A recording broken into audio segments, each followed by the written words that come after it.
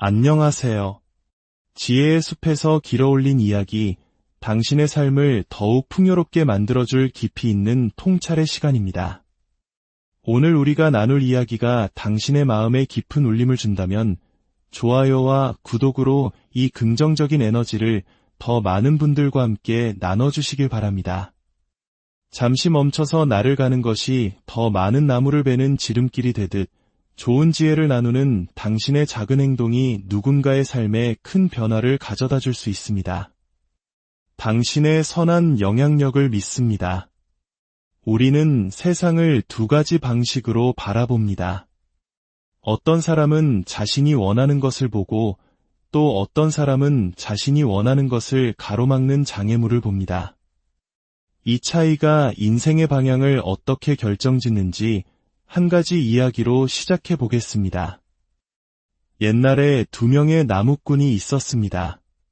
그들은 매일 아침 같은 시간에 나무를 베기 시작했고 매일 저녁 같은 시간에 일을 마쳤습니다.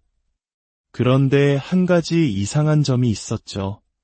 한 나무꾼은 매일 점심시간쯤 1시간씩 감쪽같이 사라졌다가 돌아오곤 했습니다. 그럼에도 불구하고 그는 항상 다른 나무꾼보다 훨씬 더 많은 나무를 베었습니다. 이런 날들이 몇 달 동안 계속되자 하루 종일 쉬지 않고 일했던 나무꾼은 도저히 이해할 수가 없었습니다. 그는 마침내 동료에게 물었습니다. 정말 모르겠군. 우리는 매일같이 일을 시작하고 같이 끝내는데 자네는 중간에 1시간이나 자리를 비우면서도 어떻게 항상 나보다 나무를 더 많이 베는 건가? 대체 그 1시간 동안 어디에 다녀오는 건가? 그러자 다른 나무꾼이 땀을 닦으며 대답했습니다. 아, 그 시간.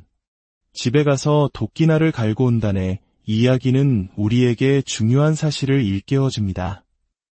인생이라는 긴 경주에서 중요한 것은 매일 얼마나 많은 것을 해치우느냐가 아닙니다. 오히려 긴 시간 동안 꾸준히 그리고 효과적으로 나아가기 위해 잠시 멈춰서 나라는 도끼를 얼마나 잘 관리하느냐에 달려 있습니다. 이것이 바로 무한한 관점입니다. 진정한 휴가는 이메일과 휴대폰을 완전히 꺼두고 일과 완벽하게 단절된 채 재충전하는 시간입니다. 당신의 도끼날을 날카롭게 가는 시간이죠. 이제 당신의 내면에 잠든 불꽃을 발견하고 그 불꽃을 활활 타오르게 할 5가지 삶의 원칙을 하나씩 살펴보겠습니다. 첫 번째 원칙은 당신이 원하는 것을 향해 나아가라입니다. 몇 년 전 뉴욕의 센트럴파크에서 친구와 함께 달리기를 한 적이 있습니다. 주말이면 그곳에서는 크고 작은 마라톤 대회가 열리곤 하는데 경기가 끝나면 후원사에서 베이글이나 사과 같은 간식을 무료로 나눠주는 것이 일반적입니다. 그날도 달리기를 마친 우리 앞에는 무료 베이글이 놓인 테이블이 있었습니다. 테이블 한쪽에는 자원봉사자들이, 다른 한쪽에는 베이글을 받으려는 주자들이 길게 줄을 서 있었죠. 제가 친구에게 말했습니다. 우리도 베이글 하나 먹자. 그러자 친구는 긴 줄을 보며 말했습니다. 아, 줄이 너무 길어. 저는 다시 말했죠. 그래도 공짜 베이글이잖아. 하지만 친구는 기다리기 싫어. 그냥 가자 라고 했습니다. 그 순간 저는 세상을 보는 2가지 시선에 대해 다시 한번 깨달았습니다. 어떤 사람은 베이글, 즉 목표만을 보고 어떤 사람은 긴 줄, 즉 장애물만을 봅니다. 제 눈에는 오직 베이글만 보였고 친구의 눈에는 오직 기다려야 하는 긴 줄만 보였던 겁니다. 저는 긴 줄로 걸어갔습니다. 그리고 줄을 선 2사람 사이로 몸을 살짝 기울여 상자 안에 손을 넣어 베이글 2개를 꺼내왔습니다. 누구도 저에게 화를 내지 않았습니다. 왜냐하면 인생의 규칙은 단순하기 때문입니다. 당신은 당신이 원하는 것을 향해 나아갈 수 있습니다. 단, 다른 사람이 원하는 것을 추구할 권리를 침해해서는 안 됩니다. 핵심은 이것입니다. 당신은 굳이 남들이 정해놓은 줄에 서서 기다릴 필요가 없습니다. 모든 사람이 했던 방식 그대로 따라 할 필요도 없습니다. 당신만의 방식으로 당신만의 길을 만들어도 괜찮습니다. 규칙을 깨뜨려도 좋습니다. 다만 다른 사람의 길을 막아서지만 않는다면 말이죠. 두 번째 원칙은 서로를 돌보라는 것입니다. 미 해군 특수부대 네이비실은 세계 최정예 전투부대로 알려져 있습니다. 한 네이비실 대원에게 이런 질문을 한 적이 있습니다. 도대체 어떤 사람들이 그 혹독한 선발 과정을 통과하고 네이비실 대원이 됩니까? 그의 대답은 의외였습니다.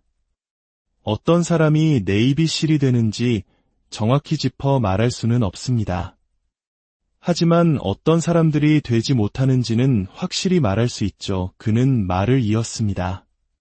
온몸에 문신을 하고 울퉁불퉁한 근육을 자랑하며 세상에 자신이 얼마나 강한지 증명하려는 사람들은 한 명도 통과하지 못합니다.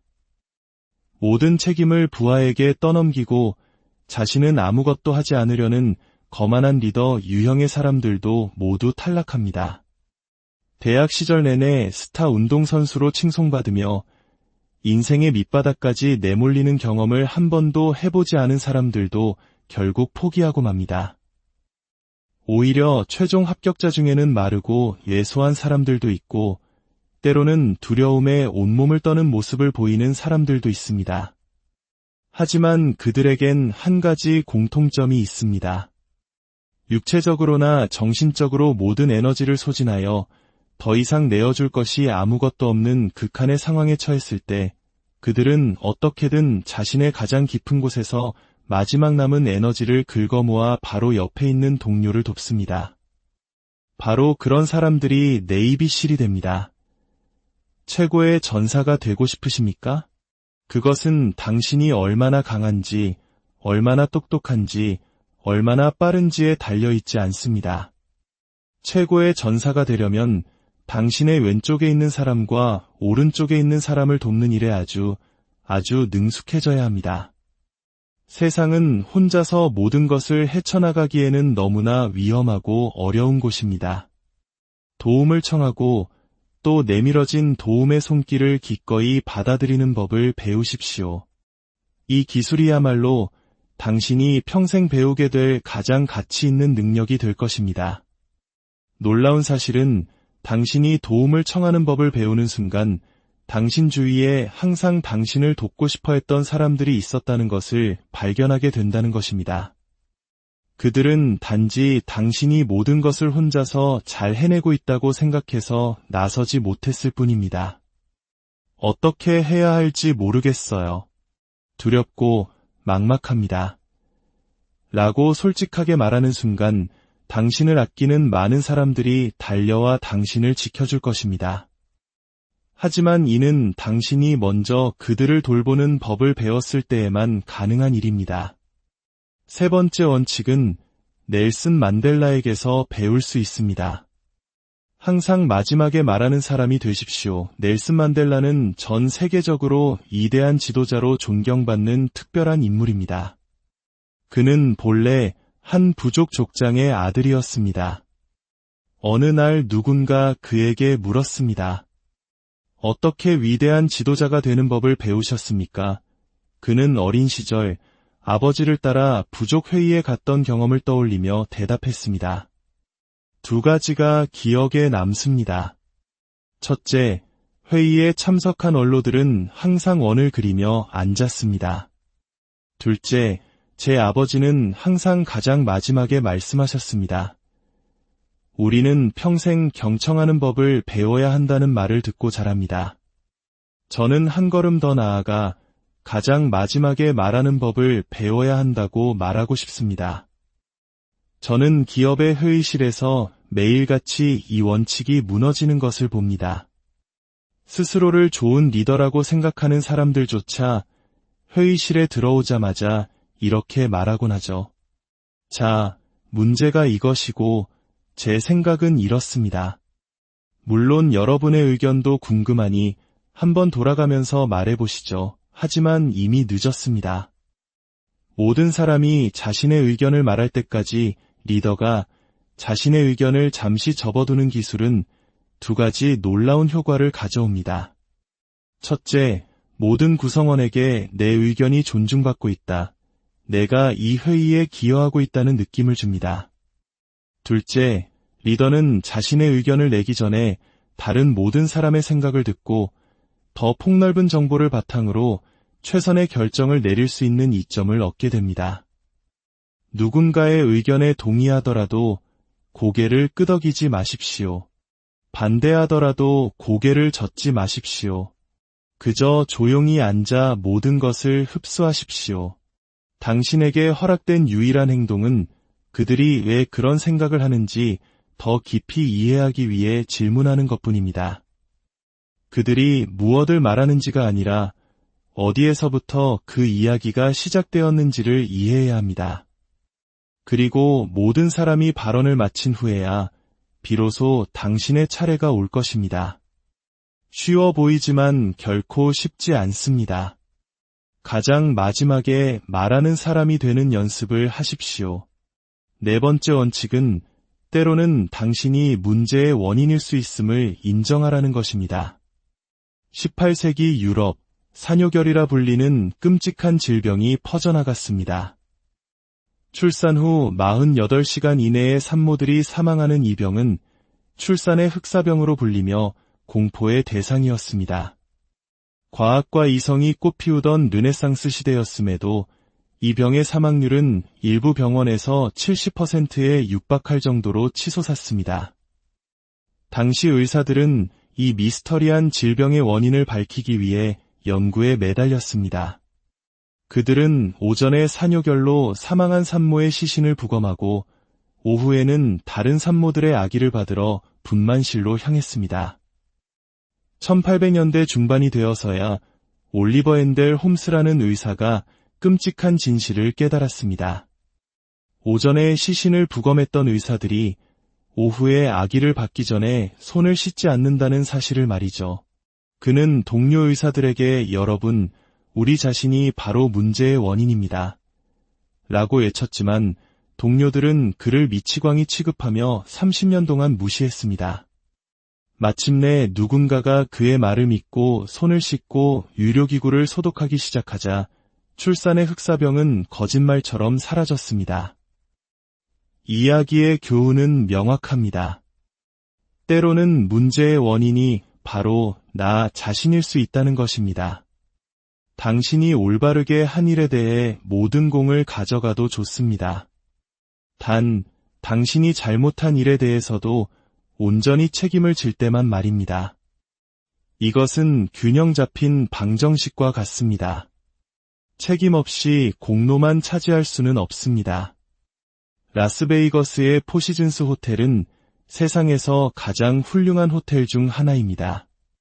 그 이유는 값비싼 침대 때문이 아닙니다. 그곳에서 일하는 사람들 때문입니다. 포시즌스에서 직원과 마주치면 그들이 진심으로 당신에게 인사를 건네고 싶어 한다는 느낌을 받습니다. 그곳 로비의 커피숍에서 만난 노아라는 바리스타는 유쾌하고 친절했으며 저와 진심으로 소통했습니다. 저는 그에게 물었습니다. 이 일이 좋은가요? 노아는 1초도 망설이지 않고 대답했습니다. 저는 제 일을 사랑해요. 저는 다시 물었습니다. 포시즌스가 어떻게 하기에 내 일을 사랑한다고 말할 수 있는 거죠? 노아는 이렇게 답했습니다. 하루에도 몇 번씩 매니저님들이 지나가면서 제게 괜찮은지, 일을 더 잘하기 위해 필요한 건 없는지 물어봐 주세요. 제 직속 상사뿐만 아니라 모든 매니저님들이요. 그리고 그는 마법 같은 말을 덧붙였습니다. 사실 저는 시저스 팰리스 호텔에서도 일해요. 그곳의 매니저들은 우리가 일을 제대로 하는지 감시하고 잘못한 것을 잡아내려고 하죠. 그래서 그곳에 가면 저는 눈에 띄지 않게 조용히 하루를 버티다가 월급만 받아 오려고 해요. 하지만 이곳 포시즌스에서는 온전한 제 자신이 될 수 있어요. 우리는 종종 사람이 문제다. 제대로 된 인재를 뽑아야 한다고 말합니다.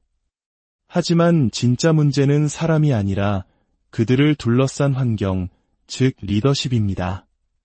우리가 올바른 환경을 만든다면 노아는 포시즌스에서의 모습이 될 것입니다. 우리가 잘못된 환경을 만든다면 똑같은 노아는 시저스 팰리스에서의 모습이 될 것입니다. 마지막 5번째 원칙입니다. 당신이 받은 특별 대우는 당신을 위한 것이 아님을 기억하십시오. 한 전직 국방부 차관이 대규모 컨퍼런스에서 연설을 하게 되었습니다. 그는 스티로폼 컵에 담긴 커피를 한 모금 마시고는 미소를 지으며 예정에 없던 이야기를 시작했습니다. 작년에도 저는 바로 이 컨퍼런스에서 연설을 했습니다. 그때 저는 현직 차관이었죠. 주최 측은 저를 위해 비즈니스 클래스 항공권을 제공했고 공항에는 저를 호텔까지 데려다 줄 사람이 기다리고 있었습니다. 호텔에 도착하니 체크인은 이미 끝나 있었고 저는 바로 방으로 안내받았습니다. 다음 날 아침 로비로 내려가니 또 다른 사람이 저를 기다렸다가 이곳 행사장까지 차로 데려다 주었고 아름다운 도자기 컵에 담긴 커피를 건네주었죠. 그는 스티로폼 컵을 들어 보이며 말을 이었습니다. 저는 이제 더 이상 차관이 아닙니다. 저는 이코노미석을 타고 이곳에 왔고 택시를 타고 호텔로 가서 직접 체크인을 했습니다. 오늘 아침에도 택시를 타고 이곳에 와서 뒷문으로 들어와 길을 물어 무대 뒤편으로 찾아왔습니다. 누군가에게 커피 한 잔 마실 수 있냐고 물었더니 저쪽 구석에 있는 커피 머신을 가리키더군요. 그래서 제가 직접 이 스티로폼 컵에 커피를 따랐습니다. 여러분, 여기서 얻을 수 있는 교훈이 있습니다. 그 멋진 도자기 컵은 결코 저를 위한 것이 아니었습니다. 그것은 제가 맡았던 직위를 위한 것이었습니다. 지금의 저는 이 스티로폼 컵을 받는 것이 마땅합니다. 기억하십시오. 당신이 명성과 부, 그리고 높은 지위를 얻게 되면 사람들은 당신을 더 잘 대우할 것입니다. 문을 열어주고 묻지 않아도 차를 가져다주고 당신을 님이라 부를 것입니다. 하지만 그 어떤 것도 당신 자신을 위한 것이 아닙니다. 그것은 모두 당신이 차지한 자리를 위한 것입니다. 당신은 언제나 스티로폼 컵을 받을 자격이 있는 사람이라는 사실을, 그 겸손함과 감사함을 절대로 잊지 마십시오. 우리는 지금 젊은 세대에게 너무나 많은 것을 요구하고 있습니다. 치열하게 일하고 성공하고 자신감을 키우고 기술 중독에서 벗어나 깊은 인간관계를 맺으라고 말합니다. 그러면서 정작 우리가 만든 환경은 어떻습니까? 우리는 그들을 향해 미래의 리더라고 말하지만 현재의 리더는 바로 우리 자신입니다. 만약 한 세대 전체가 힘들어하고 있다면 어쩌면 문제는 그들이 아닐지도 모릅니다. 내 모든 연애가 실패한 공통적인 이유는 바로 나 자신이었다는 깨달음처럼 말이죠. 어쩌면 문제는 우리가 만든 리더십과 환경일 수 있습니다. 그들도 우리와 똑같이 한 명의 인간으로서 존중받고 누군가가 자신을 진심으로 아껴준다고 느끼는 곳에서 일하고 싶어 할 뿐입니다. 우리는 페이스북과 인스타그램의 시대에 살고 있습니다. 모든 것을 필터로 거르고 우울하면서도 행복한 척하는 데 익숙합니다. 모두가 강한 척, 모든 것을 다 아는 척하지만 실제로는 그렇지 않은 경우가 대부분입니다. 특히 젊은 세대는 이전 세대보다 낮은 자존감으로 성장하고 있습니다. 소셜미디어와 스마트폰은 도파민이라는 마약과도 같은 중독성 화학물질을 분비합니다. 이 때문에 많은 젊은이들이 스트레스를 받을 때 사람이 아닌 기계에 의지하고 깊고 의미 있는 관계를 맺는데 어려움을 겪습니다. 이 모든 상황 속에서 우리가 실천해야 할 단 한 가지는 바로 공감입니다. 어떻게 하면 직원들에게서 최상의 것을 뽑아낼 수 있을까? 라고 묻지 마십시오. 그들은 쥐어짜야 하는 수건이 아닙니다. 대신 이렇게 물어야 합니다. 어떻게 하면 우리 직원들이 자신의 가장 자연스러운 최고의 모습이 되도록 도울 수 있을까? 자신이 하는 일을 사랑하는 것은 특권이 아니라 하늘이 내린 권리입니다. 우리 모두는 아침에 일어났을 때 나는 내일이 정말 좋아 라고 말할 수 있어야 합니다. 리더는 구성원들이 자신의 약점과 두려움을 솔직하게 털어놓을 수 있는 안전한 환경을 만들어야 할 의무가 있습니다.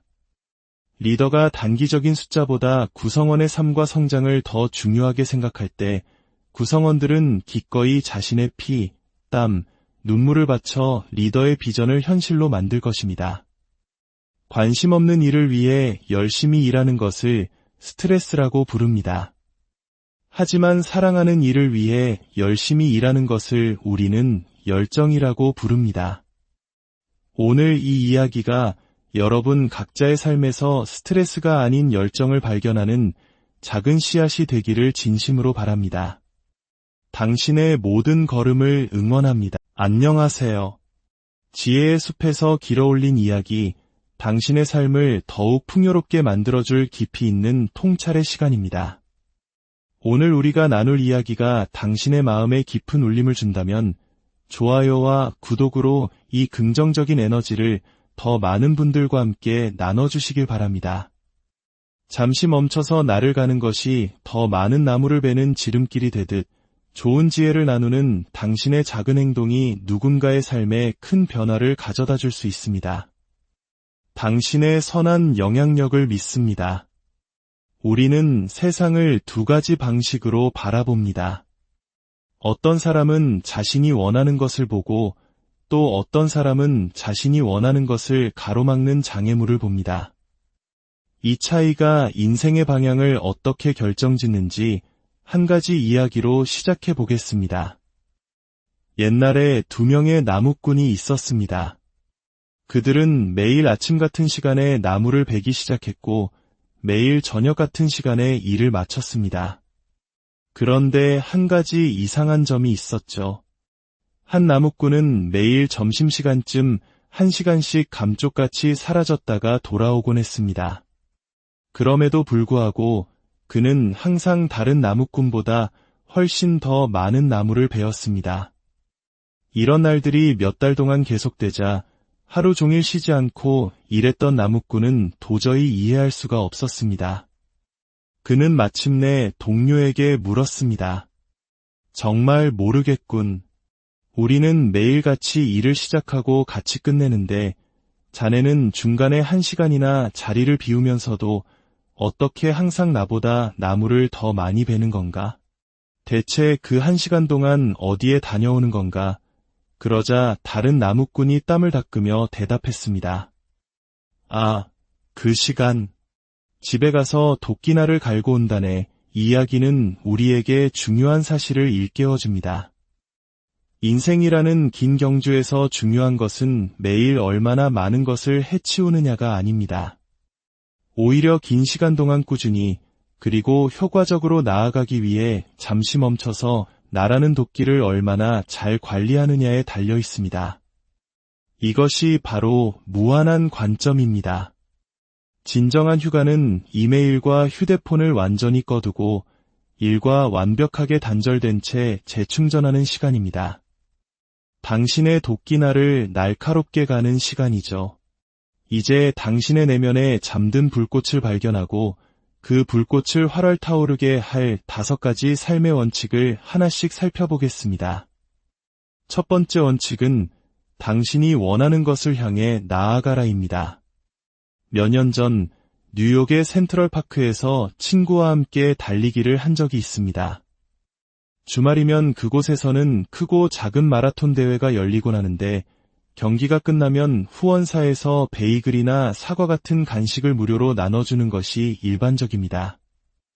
그날도 달리기를 마친 우리 앞에는 무료 베이글이 놓인 테이블이 있었습니다.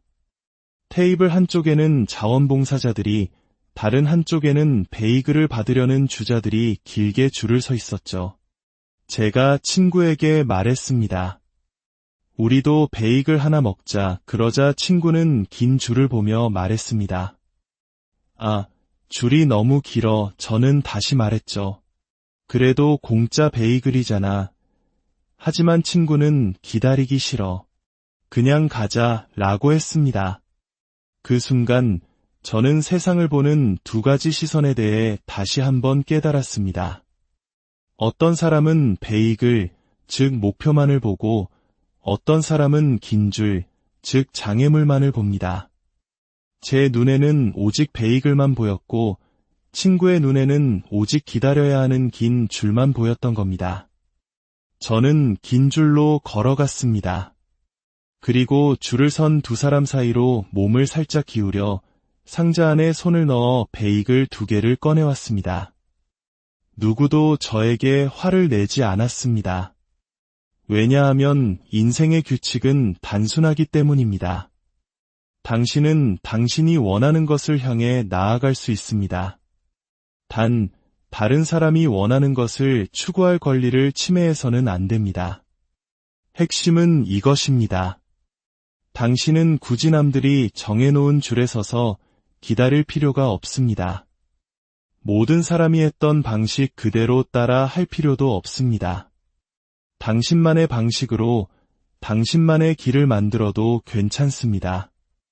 규칙을 깨뜨려도 좋습니다. 다만 다른 사람의 길을 막아서지만 않는다면 말이죠.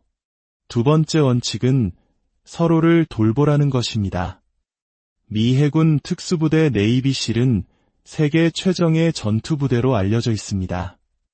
한 네이비실 대원에게 이런 질문을 한 적이 있습니다. 도대체 어떤 사람들이 그 혹독한 선발 과정을 통과하고 네이비실 대원이 됩니까? 그의 대답은 의외였습니다. 어떤 사람이 네이비실이 되는지 정확히 짚어 말할 수는 없습니다. 하지만 어떤 사람들이 되지 못하는지는 확실히 말할 수 있죠. 그는 말을 이었습니다.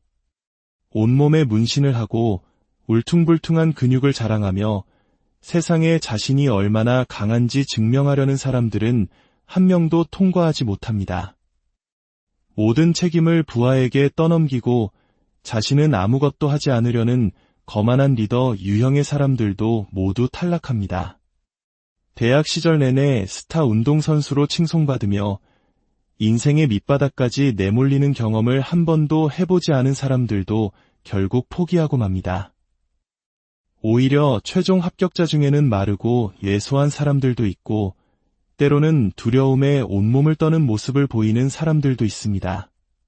하지만 그들에겐 한 가지 공통점이 있습니다. 육체적으로나 정신적으로 모든 에너지를 소진하여 더 이상 내어줄 것이 아무것도 없는 극한의 상황에 처했을 때 그들은 어떻게든 자신의 가장 깊은 곳에서 마지막 남은 에너지를 긁어모아 바로 옆에 있는 동료를 돕습니다. 바로 그런 사람들이 네이비실이 됩니다. 최고의 전사가 되고 싶으십니까? 그것은 당신이 얼마나 강한지, 얼마나 똑똑한지, 얼마나 빠른지에 달려있지 않습니다. 최고의 전사가 되려면 당신의 왼쪽에 있는 사람과 오른쪽에 있는 사람을 돕는 일에 아주 능숙해져야 합니다. 세상은 혼자서 모든 것을 헤쳐나가기에는 너무나 위험하고 어려운 곳입니다. 도움을 청하고 또 내밀어진 도움의 손길을 기꺼이 받아들이는 법을 배우십시오. 이 기술이야말로 당신이 평생 배우게 될 가장 가치 있는 능력이 될 것입니다. 놀라운 사실은 당신이 도움을 청하는 법을 배우는 순간 당신 주위에 항상 당신을 돕고 싶어 했던 사람들이 있었다는 것을 발견하게 된다는 것입니다. 그들은 단지 당신이 모든 것을 혼자서 잘 해내고 있다고 생각해서 나서지 못했을 뿐입니다. 어떻게 해야 할지 모르겠어요. 두렵고 막막합니다. 라고 솔직하게 말하는 순간 당신을 아끼는 많은 사람들이 달려와 당신을 지켜줄 것입니다. 하지만 이는 당신이 먼저 그들을 돌보는 법을 배웠을 때에만 가능한 일입니다.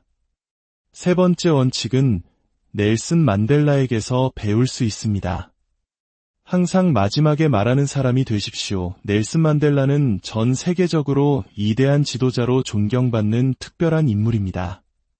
그는 본래 한 부족 족장의 아들이었습니다. 어느 날 누군가 그에게 물었습니다. 어떻게 위대한 지도자가 되는 법을 배우셨습니까? 그는 어린 시절 아버지를 따라 부족 회의에 갔던 경험을 떠올리며 대답했습니다. 두 가지가 기억에 남습니다.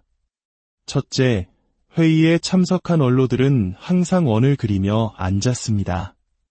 둘째, 제 아버지는 항상 가장 마지막에 말씀하셨습니다. 우리는 평생 경청하는 법을 배워야 한다는 말을 듣고 자랍니다. 저는 한 걸음 더 나아가 가장 마지막에 말하는 법을 배워야 한다고 말하고 싶습니다. 저는 기업의 회의실에서 매일같이 이 원칙이 무너지는 것을 봅니다. 스스로를 좋은 리더라고 생각하는 사람들조차 회의실에 들어오자마자 이렇게 말하곤 하죠. 자, 문제가 이것이고 제 생각은 이렇습니다. 물론 여러분의 의견도 궁금하니 한번 돌아가면서 말해보시죠. 하지만 이미 늦었습니다. 모든 사람이 자신의 의견을 말할 때까지 리더가 자신의 의견을 잠시 접어두는 기술은 두 가지 놀라운 효과를 가져옵니다. 첫째, 모든 구성원에게 내 의견이 존중받고 있다. 내가 이 회의에 기여하고 있다는 느낌을 줍니다. 둘째, 리더는 자신의 의견을 내기 전에 다른 모든 사람의 생각을 듣고 더 폭넓은 정보를 바탕으로 최선의 결정을 내릴 수 있는 이점을 얻게 됩니다. 누군가의 의견에 동의하더라도 고개를 끄덕이지 마십시오. 반대하더라도 고개를 젓지 마십시오. 그저 조용히 앉아 모든 것을 흡수하십시오. 당신에게 허락된 유일한 행동은 그들이 왜 그런 생각을 하는지 더 깊이 이해하기 위해 질문하는 것뿐입니다. 그들이 무엇을 말하는지가 아니라 어디에서부터 그 이야기가 시작되었는지를 이해해야 합니다. 그리고 모든 사람이 발언을 마친 후에야 비로소 당신의 차례가 올 것입니다. 쉬워 보이지만 결코 쉽지 않습니다. 가장 마지막에 말하는 사람이 되는 연습을 하십시오. 네 번째 원칙은 때로는 당신이 문제의 원인일 수 있음을 인정하라는 것입니다. 18세기 유럽, 산요결이라 불리는 끔찍한 질병이 퍼져나갔습니다. 출산 후 48시간 이내에 산모들이 사망하는 이 병은 출산의 흑사병으로 불리며 공포의 대상이었습니다.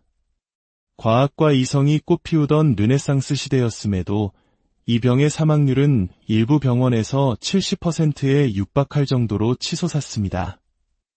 당시 의사들은 이 미스터리한 질병의 원인을 밝히기 위해 연구에 매달렸습니다. 그들은 오전에 산요결로 사망한 산모의 시신을 부검하고 오후에는 다른 산모들의 아기를 받으러 분만실로 향했습니다. 1800년대 중반이 되어서야 올리버 앤델 홈스라는 의사가 끔찍한 진실을 깨달았습니다. 오전에 시신을 부검했던 의사들이 오후에 아기를 받기 전에 손을 씻지 않는다는 사실을 말이죠. 그는 동료 의사들에게 여러분, 우리 자신이 바로 문제의 원인입니다. 라고 외쳤지만 동료들은 그를 미치광이 취급하며 30년 동안 무시했습니다. 마침내 누군가가 그의 말을 믿고 손을 씻고 유료기구를 소독하기 시작하자 출산의 흑사병은 거짓말처럼 사라졌습니다. 이야기의 교훈은 명확합니다. 때로는 문제의 원인이 바로 나 자신일 수 있다는 것입니다. 당신이 올바르게 한 일에 대해 모든 공을 가져가도 좋습니다. 단, 당신이 잘못한 일에 대해서도 온전히 책임을 질 때만 말입니다. 이것은 균형 잡힌 방정식과 같습니다. 책임 없이 공로만 차지할 수는 없습니다. 라스베이거스의 포시즌스 호텔은 세상에서 가장 훌륭한 호텔 중 하나입니다. 그 이유는 값비싼 침대 때문이 아닙니다. 그곳에서 일하는 사람들 때문입니다. 포시즌스에서 직원과 마주치면 그들이 진심으로 당신에게 인사를 건네고 싶어 한다는 느낌을 받습니다. 그곳 로비의 커피숍에서 만난 노아라는 바리스타는 유쾌하고 친절했으며 저와 진심으로 소통했습니다. 저는 그에게 물었습니다. 이 일이 좋은가요?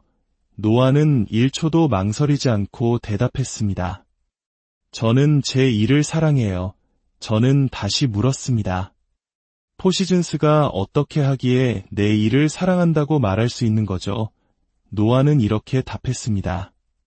하루에도 몇 번씩 매니저님들이 지나가면서 제게 괜찮은지, 일을 더 잘하기 위해 필요한 건 없는지 물어봐 주세요. 제 직속 상사뿐만 아니라 모든 매니저님들이요. 그리고 그는 마법 같은 말을 덧붙였습니다. 사실 저는 시저스 팰리스 호텔에서도 일해요. 그곳의 매니저들은 우리가 일을 제대로 하는지 감시하고 잘못한 것을 잡아내려고 하죠. 그래서 그곳에 가면 저는 눈에 띄지 않게 조용히 하루를 버티다가 월급만 받아 오려고 해요.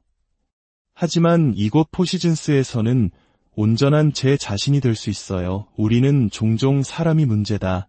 제대로 된 인재를 뽑아야 한다고 말합니다. 하지만 진짜 문제는 사람이 아니라 그들을 둘러싼 환경, 즉 리더십입니다. 우리가 올바른 환경을 만든다면 노아는 포시즌스에서의 모습이 될 것입니다. 우리가 잘못된 환경을 만든다면 똑같은 노아는 시저스 팰리스에서의 모습이 될 것입니다. 마지막 5번째 원칙입니다. 당신이 받은 특별 대우는 당신을 위한 것이 아님을 기억하십시오. 한 전직 국방부 차관이 대규모 컨퍼런스에서 연설을 하게 되었습니다. 그는 스티로폼 컵에 담긴 커피를 한 모금 마시고는 미소를 지으며 예정에 없던 이야기를 시작했습니다. 작년에도 저는 바로 이 컨퍼런스에서 연설을 했습니다. 그때 저는 현직 차관이었죠. 주최 측은 저를 위해 비즈니스 클래스 항공권을 제공했고 공항에는 저를 호텔까지 데려다 줄 사람이 기다리고 있었습니다. 호텔에 도착하니 체크인은 이미 끝나 있었고 저는 바로 방으로 안내받았습니다. 다음 날 아침 로비로 내려가니 또 다른 사람이 저를 기다렸다가 이곳 행사장까지 차로 데려다 주었고 아름다운 도자기 컵에 담긴 커피를 건네주었죠. 그는 스티로폼 컵을 들어 보이며 말을 이었습니다. 저는 이제 더 이상 차관이 아닙니다. 저는 이코노미석을 타고 이곳에 왔고 택시를 타고 호텔로 가서 직접 체크인을 했습니다. 오늘 아침에도 택시를 타고 이곳에 와서 뒷문으로 들어와 길을 물어 무대 뒤편으로 찾아왔습니다. 누군가에게 커피 한 잔 마실 수 있냐고 물었더니 저쪽 구석에 있는 커피 머신을 가리키더군요. 그래서 제가 직접 이 스티로폼 컵에 커피를 따랐습니다. 여러분, 여기서 얻을 수 있는 교훈이 있습니다. 그 멋진 도자기 컵은 결코 저를 위한 것이 아니었습니다. 그것은 제가 맡았던 직위를 위한 것이었습니다. 지금의 저는 이 스티로폼 컵을 받는 것이 마땅합니다. 기억하십시오. 당신이 명성과 부, 그리고 높은 지위를 얻게 되면 사람들은 당신을 더 잘 대우할 것입니다. 문을 열어주고 묻지 않아도 차를 가져다주고 당신을 님이라 부를 것입니다. 하지만 그 어떤 것도 당신 자신을 위한 것이 아닙니다. 그것은 모두 당신이 차지한 자리를 위한 것입니다. 당신은 언제나 스티로폼 컵을 받을 자격이 있는 사람이라는 사실을, 그 겸손함과 감사함을 절대로 잊지 마십시오. 우리는 지금 젊은 세대에게 너무나 많은 것을 요구하고 있습니다. 치열하게 일하고 성공하고 자신감을 키우고 기술 중독에서 벗어나 깊은 인간관계를 맺으라고 말합니다. 그러면서 정작 우리가 만든 환경은 어떻습니까? 우리는 그들을 향해 미래의 리더라고 말하지만 현재의 리더는 바로 우리 자신입니다.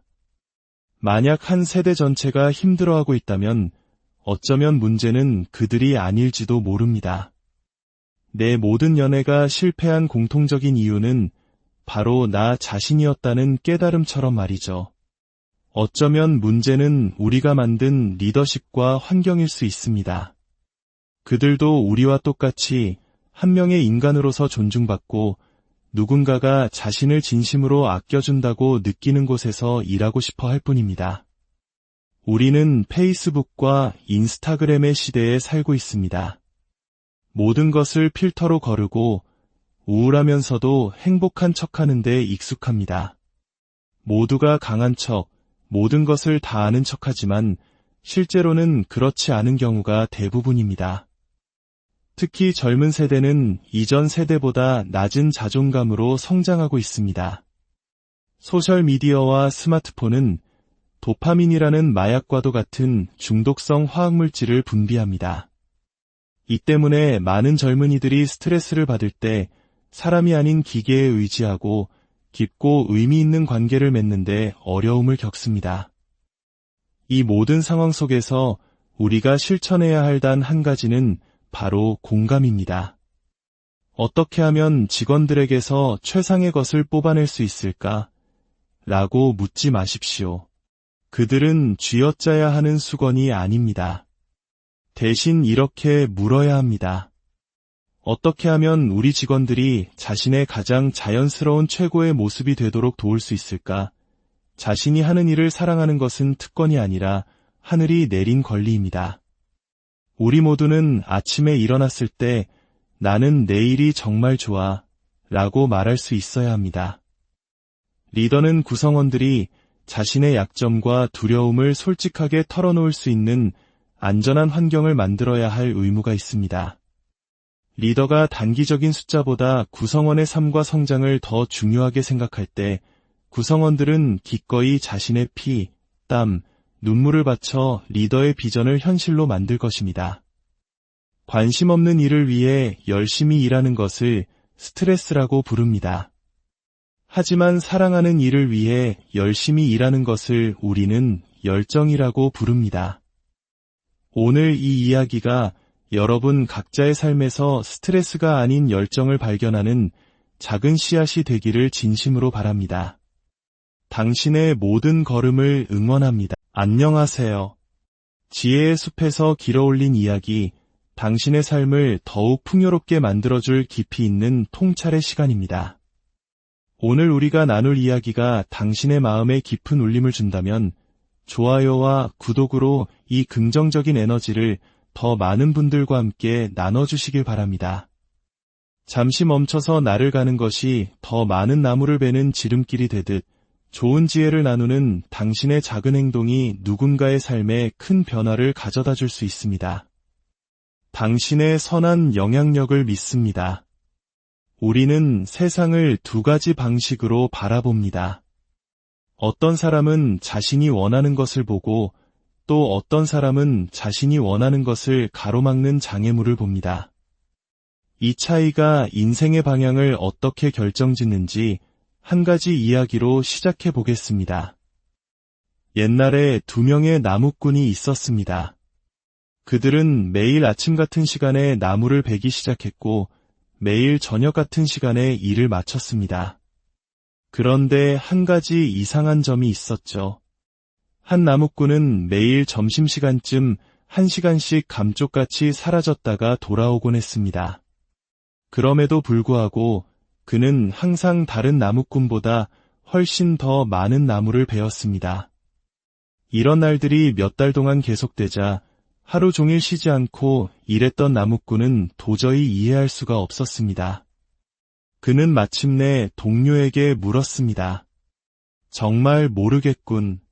우리는 매일 같이 일을 시작하고 같이 끝내는데 자네는 중간에 1시간이나 자리를 비우면서도 어떻게 항상 나보다 나무를 더 많이 베는 건가?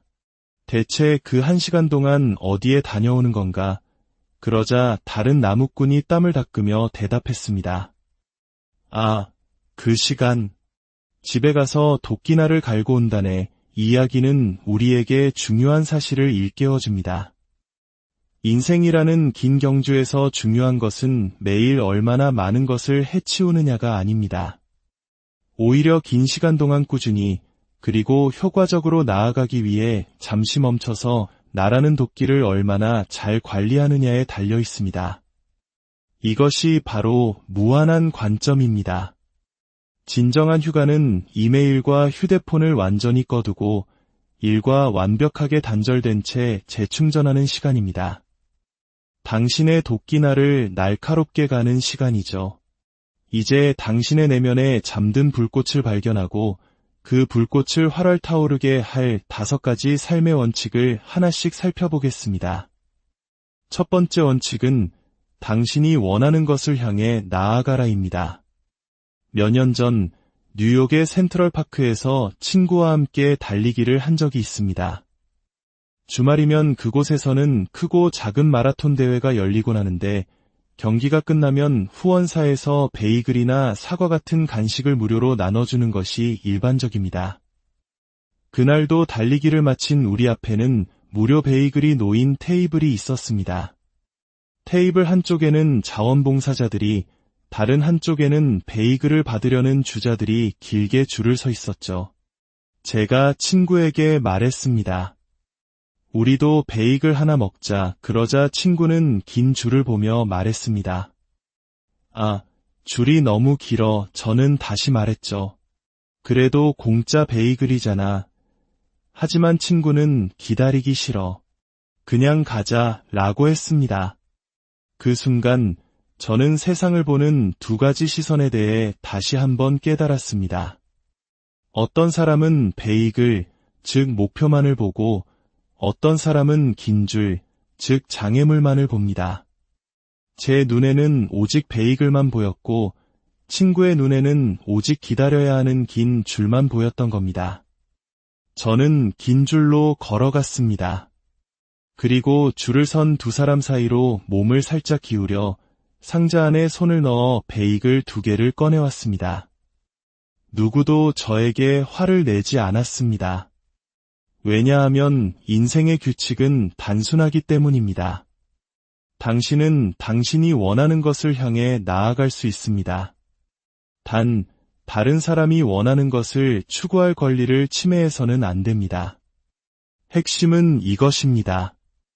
당신은 굳이 남들이 정해놓은 줄에 서서 기다릴 필요가 없습니다.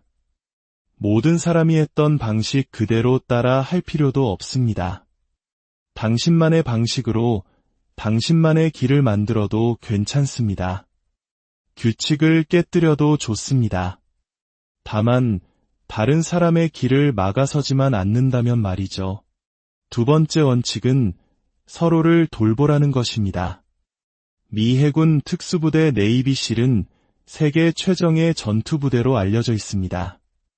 한 네이비실 대원에게 이런 질문을 한 적이 있습니다.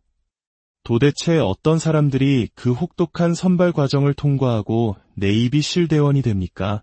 그의 대답은 의외였습니다. 어떤 사람이 네이비실이 되는지 정확히 짚어 말할 수는 없습니다.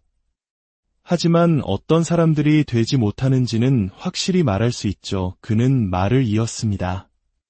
온몸에 문신을 하고 울퉁불퉁한 근육을 자랑하며 세상에 자신이 얼마나 강한지 증명하려는 사람들은 한 명도 통과하지 못합니다.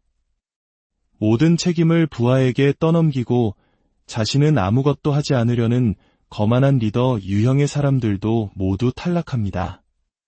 대학 시절 내내 스타 운동선수로 칭송받으며 인생의 밑바닥까지 내몰리는 경험을 한 번도 해보지 않은 사람들도 결국 포기하고 맙니다. 오히려 최종 합격자 중에는 마르고 예소한 사람들도 있고 때로는 두려움에 온몸을 떠는 모습을 보이는 사람들도 있습니다. 하지만 그들에겐 한 가지 공통점이 있습니다. 육체적으로나 정신적으로 모든 에너지를 소진하여 더 이상 내어줄 것이 아무것도 없는 극한의 상황에 처했을 때 그들은 어떻게든 자신의 가장 깊은 곳에서 마지막 남은 에너지를 긁어모아 바로 옆에 있는 동료를 돕습니다. 바로 그런 사람들이 네이비실이 됩니다. 최고의 전사가 되고 싶으십니까? 그것은 당신이 얼마나 강한지, 얼마나 똑똑한지, 얼마나 빠른지에 달려있지 않습니다. 최고의 전사가 되려면 당신의 왼쪽에 있는 사람과 오른쪽에 있는 사람을 돕는 일에 아주 능숙해져야 합니다. 세상은 혼자서 모든 것을 헤쳐나가기에는 너무나 위험하고 어려운 곳입니다. 도움을 청하고 또 내밀어진 도움의 손길을 기꺼이 받아들이는 법을 배우십시오. 이 기술이야말로 당신이 평생 배우게 될 가장 가치 있는 능력이 될 것입니다. 놀라운 사실은 당신이 도움을 청하는 법을 배우는 순간 당신 주위에 항상 당신을 돕고 싶어 했던 사람들이 있었다는 것을 발견하게 된다는 것입니다. 그들은 단지 당신이 모든 것을 혼자서 잘 해내고 있다고 생각해서 나서지 못했을 뿐입니다. 어떻게 해야 할지 모르겠어요. 두렵고 막막합니다. 라고 솔직하게 말하는 순간 당신을 아끼는 많은 사람들이 달려와 당신을 지켜줄 것입니다. 하지만 이는 당신이 먼저 그들을 돌보는 법을 배웠을 때에만 가능한 일입니다. 세 번째 원칙은 넬슨 만델라에게서 배울 수 있습니다. 항상 마지막에 말하는 사람이 되십시오. 넬슨 만델라는 전 세계적으로 위대한 지도자로 존경받는 특별한 인물입니다. 그는 본래 한 부족 족장의 아들이었습니다. 어느 날 누군가 그에게 물었습니다. 어떻게 위대한 지도자가 되는 법을 배우셨습니까? 그는 어린 시절 아버지를 따라 부족회의에 갔던 경험을 떠올리며 대답했습니다. 두 가지가 기억에 남습니다. 첫째, 회의에 참석한 원로들은 항상 원을 그리며 앉았습니다. 둘째, 제 아버지는 항상 가장 마지막에 말씀하셨습니다. 우리는 평생 경청하는 법을 배워야 한다는 말을 듣고 자랍니다. 저는 한 걸음 더 나아가 가장 마지막에 말하는 법을 배워야 한다고 말하고 싶습니다. 저는 기업의 회의실에서 매일같이 이 원칙이 무너지는 것을 봅니다. 스스로를 좋은 리더라고 생각하는 사람들조차 회의실에 들어오자마자 이렇게 말하곤 하죠. 자, 문제가 이것이고 제 생각은 이렇습니다. 물론 여러분의 의견도 궁금하니 한번 돌아가면서 말해보시죠. 하지만 이미 늦었습니다. 모든 사람이 자신의 의견을 말할 때까지 리더가 자신의 의견을 잠시 접어두는 기술은 두 가지 놀라운 효과를 가져옵니다. 첫째, 모든 구성원에게 내 의견이 존중받고 있다. 내가 이 회의에 기여하고 있다는 느낌을 줍니다. 둘째, 리더는 자신의 의견을 내기 전에 다른 모든 사람의 생각을 듣고 더 폭넓은 정보를 바탕으로 최선의 결정을 내릴 수 있는 이점을 얻게 됩니다. 누군가의 의견에 동의하더라도 고개를 끄덕이지 마십시오. 반대하더라도 고개를 젓지 마십시오. 그저 조용히 앉아 모든 것을 흡수하십시오. 당신에게 허락된 유일한 행동은 그들이 왜 그런 생각을 하는지 더 깊이 이해하기 위해 질문하는 것뿐입니다.